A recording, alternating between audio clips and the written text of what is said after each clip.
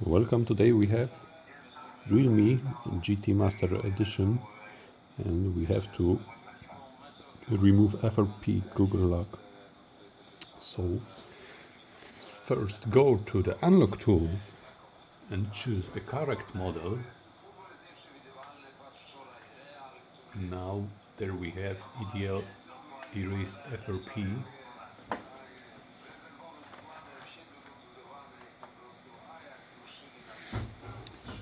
Now go to the recovery mode.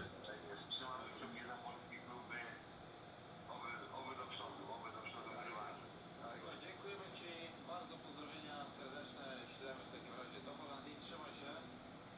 Dziękujemy, pozdrawiam. Taką tutaj trafiłem na taką wymianę na Twitterze. Możemy pokazać te trzy tweety, Michał, spróbujemy się ewentualnie odnieść.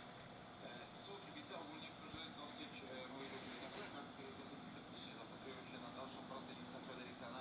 Chodzi oczywiście o to, uprzedzam, żeby zwalniać go po meczu z Shakhtarem. Tylko przemyślenia są takie, ciężko o sukces z takim przeciwnikiem, jak nawet w lidze grasz de facto chaos.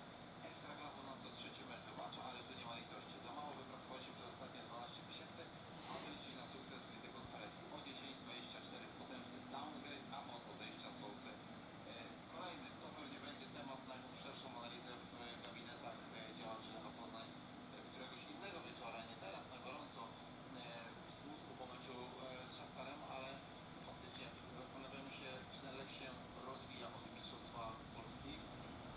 To mamy pewnie wątpliwości. Rzeczywiście ja mam zawsze, przepraszam, ja mam zawsze problem z tym rozwijaniem się klubu. Jest pytanie, czy dajesz typu takich zawodników, że masz prawo oczekiwać. Connect USB cable. Bo Brom też moim zdaniem robi dobrą robotę w Lechu, a nagle wszyscy mówili, że ten trener, który nie ma tak źle i tak dalej, i tak dalej. Ja mam najbardziej jakościową kadrę.